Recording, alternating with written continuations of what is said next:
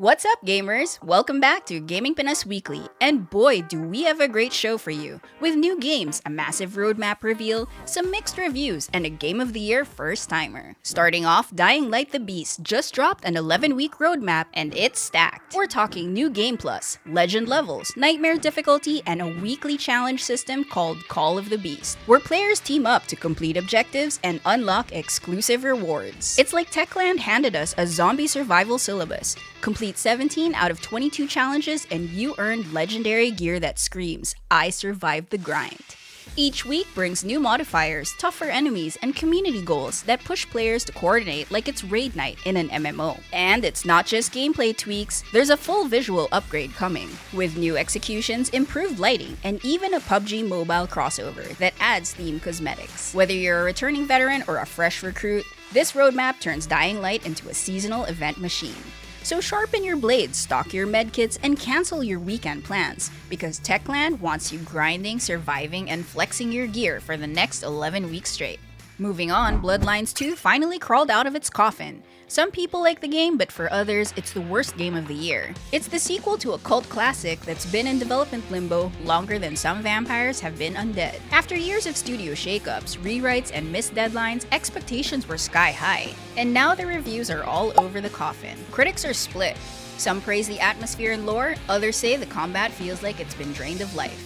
The story tries to bite deep, but for some players, it barely leaves a scratch. It's got bugs, it's got blood, and fans are wondering if this was worth the wait or just another cursed sequel. It's either a fine wine or a shot puno ng gin bilog. You decide. Need something more grounded? Blackwood's got you covered with bullets and a day job. Blackwood just got revealed, and it's giving Uncharted meets John Wick with a 9 to 5. It's a third-person action thriller where you're not a super soldier or a chosen one.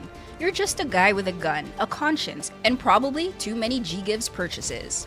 The gameplay is slick, cinematic shootouts, tight cover mechanics, and brutal takedowns that feel like they belong in a Hollywood stunt reel. But what makes Blackwood stand out is the tone. It's grounded, gritty, and surprisingly relatable. The protagonist isn't some bulletproof badass. He's a man juggling violence and responsibility, like he's clocking out of a fistfight and into a staff meeting. Visually, it's got that moody, high-contrast look. Think rainy streets, neon signs, and enemies who don't wait for you to finish your coffee. It's stylish without being flashy, and it has an intense, over-the-top feel. If you've ever wanted to shoot bad guys and still make it to your shift on time, Blackwood's your game. Now for something completely unhinged, the This Is Fine meme just became a game, and yes, it's playable. Maximum Cope is a hand-drawn psychological Metroidvania where you fight anxiety, burnout, and literal fire. It's weird, it's meta, and it's kind of brilliant. Play as a little dog navigating a crumbling world of emotional chaos, dodging flaming furniture, battling intrusive thoughts, and unlocking upgrades like coping mechanisms and emotional armor. The art style is sketchy and expressive, like someone drew it during a breakdown, and that's the point. The game leans hard into the meme's existential dread, turning it into platforming puzzles and boss fights that feel like therapy sessions, with a hitbox. It's Hollow Knight, but your health bar is your mental stability, and your inventory includes caffeine and denial. And yes, you can pet the flames, because in Maximum Cope, the fire isn't just a hazard, it's a lifestyle. Let's talk blades. Ninja Gaiden 4 is slicing through expectations. Critics call it a masterpiece of blood and precision, with combat that's brutal but surprisingly accessible. This isn't just another hack and slash, it's a ballet of blades where every dodge, parry, and slash feels like it was designed to punish hesitation and reward commitment.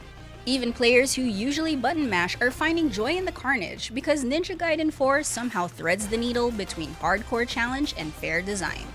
It's punishing, yes, but it's the kind of punishment that makes you want to hit restart instead of rage quit. The visuals are razor sharp, the animation flows like a martial arts film, and the boss fights, they're the kind of encounters that make you sweat.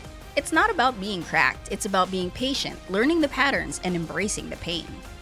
Ninja Gaiden 4 doesn't just test your reflexes, it tests your willpower. And if you're willing to commit, the payoff is pure bloody satisfaction. Next up, Arc Raiders just wrapped its final server slam, and over 180,000 players showed up. The big highlight was the Expedition Project, a PvPvE mode where squads drop into massive zones, scavenge resources, fight AI enemies, and then clash with other players trying to do the same. Think Destiny raids, but with third-party griefers waiting to ruin your extraction. Feedback has been strong. Players love the scale, the tension of deciding whether to fight or flee, and the chaos of 3 squads colliding into the middle of a loot run. The gunplay feels weighty, the traversal is slick, and the sci-fi aesthetic is dripping with retro future style. But let's be real, PvPvE isn't for everyone. If you hate losing your hard-earned loot to another squad at the last second, this genre will test your patience as much as your aim. It's high risk, high reward, and designed to make your squad either bond for life or uninstall mid-match. And finally, a win worth celebrating. Clair Obscur just bagged its first Game of the Year award at Gamescom Asia x Thailand Game Show, and honestly, no one's surprised. The devs are celebrating the win with heartfelt shoutouts to the community, thanking players for embracing their vision and surviving the nightmare they built. But they're not stopping there, a major free update is already on the way, bringing a brand new environment to explore, tougher enemies and late-game bosses to conquer, fresh outfits to flex, and quality of life improvements that fans have been asking for. It's being framed as a thank you gift to the community after hitting over 5 million copies sold worldwide. So not only is Clair Obscur officially an award-winning masterpiece, it's also growing bigger with free content. If this is just the beginning, then whatever comes next is going to hit even harder. Which story grabbed your attention? Drop it in the comments or just share your favorite emote with us. Thanks for watching, and don't forget to follow Gaming Pinas for your weekly dose of gaming news and updates.